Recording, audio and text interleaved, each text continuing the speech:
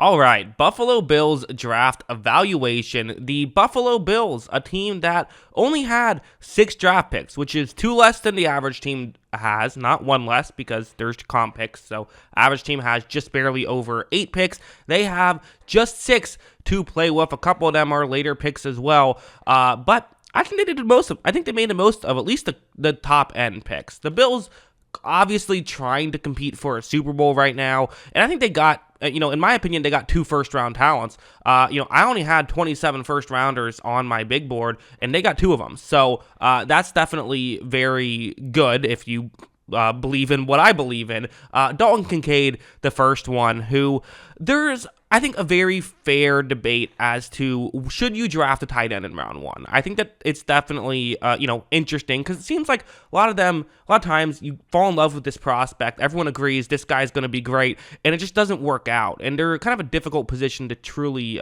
evaluate. So it's not that a tight end isn't worth the first round pick, like a running back, maybe you could say. It's kind of a different argument there. I think it's a fair argument to make. That being said, again, tight ends are still very valuable, and hitting on a tight end should, really works. And I think Dalton Kincaid's going to work. He runs routes like a receiver, and that's the thing, is like that's going to work at the next level. You just see it, and like that's going to work at the next level. Again, tight ends can be a little fluky when you draft them, but I don't know. I'm a big fan of this pick, and I think that they could use more options. You have Dawson Knox, not Dalton Knox, Dawson Knox, but entering his 5th year now, so you're gonna have to pay him. So maybe you don't. Maybe Dalton Kincaid is now the guy who Knox he's actually kind of in the middle of a contract that's a little bit longer, getting $14 million a year next year and then $15 million following years. But maybe if Kincaid kind of steps up and plays really well, well then maybe you say, you know what, okay, we can trade Dawson Knox, and it's not a ton of dead cap if they do get rid of that contract, or you just have 2 really good tight ends because Dawson Knox is good. So there's options here with the Dalton Kincaid pick, and I think just getting more receiving options because you have Diggs, but then it's who is your number 2? Gabe Davis at times has been a great number 2, but not totally consistently. But now maybe if you have Gabe Davis, Dawson Knox, Dalton Kincaid, even throw on like Khalil Shakir and I think Trent Sherfield, that signing, he showed flashes in Miami. So just getting another guy that they can throw to is, to me, very fascinating. So I like the selection. Osiris Torrence is a guy who I was surprised to see him fall so far. I thought that he should have been a first rounder. I did. I thought he was a really good offensive lineman, and one of the biggest knocks against him is the fact that he, is playing guard. He's a pure guard. He's not going to play tackle. It's not even a question with him. He's a guard. And so the fact that he fell a little bit made some sense, but it didn't make a ton of sense as to why he fell so far, because there were even guards that are clearly, interior offensive linemen selected before him, which I just didn't get. His production is there. He's not the fastest. I guess that's maybe the issue. People are concerned about him getting up to the next level and things like that, but I don't know. I feel pretty confident he's going to be a good guard in this league for a while. So, 32nd on the consensus big board. That's what you see on the chart next to me is the player, what position they play, where they were picked, and then where they ranked on the consensus big board. He was, I had him even higher than where the consensus big board had him. So to me, this is a steal, and I have a film study about actually both their top 2 picks on this channel if you want to check that out. Dorian Williams, linebacker, who had an interesting college career for Tulane. In 2022 was very good. 2021 very bad. 2020 good again. So could be a good coverage linebacker right away. He's someone who I could see kind of being a productive player that way.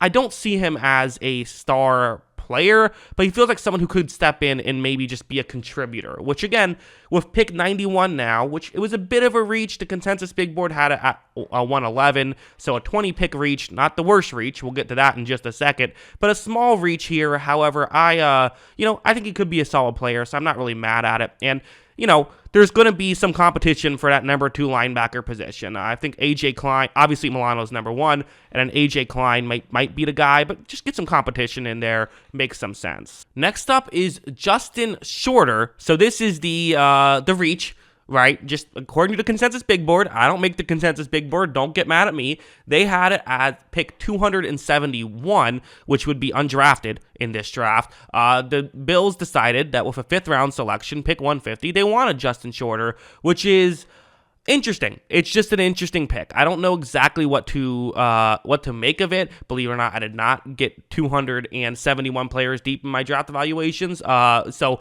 I've read up on him as I do, with all these players that get drafted. And seems like there's some solid production, nothing fantastic out of him. Ran a 4.55, but is 6'4", and I think that's maybe what they're looking for. Maybe a good jump ball receiver, perhaps, which is something that they don't really have a ton of, and Josh Allen loves to give his receivers chances, so I wonder if just getting a big target for him is interesting, and maybe you even consider him at a tight end transition at some point as well. So don't hate getting him. Weird pick getting him this early, but again, it is round 5. You can start to reach a little bit, but this is a pretty big reach even for that. Nick Brockner here, he is an offensive lineman who, again, for offensive linemen, I care about production. I care about analytics. That's something that matters with offensive linemen, and his stuff isn't very good. But again, you picked him 230. What are you expecting? You're expecting him to be good, or expecting him to be this amazing, productive athlete? No, that's obviously not going to happen. He's pretty big at 6'4", 305 pounds, so has the size to make it work, and maybe they're just, saying, hey, let's get another guy in the building. Let's get some depth here, which makes some sense. Finally, Alex Austin, who, again, I have to imagine special teams might be coming into play here with pick 252, was 220 on the consensus big board. Him and Brockner, both guys who were projected to go earlier, projected to be, maybe not super early, but relatively earlier in this draft class. So there you go, kind of making up for the shortener pick a little bit.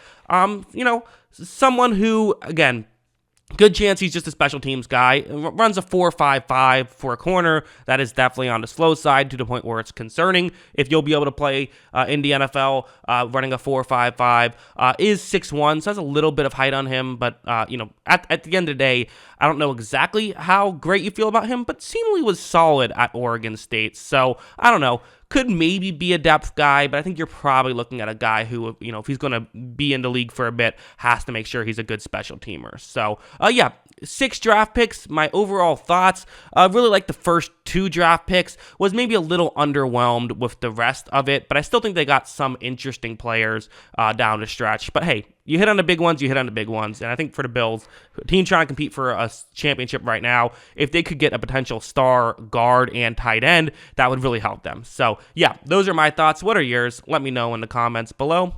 Always love hearing from you, and of course, as always, thanks for watching.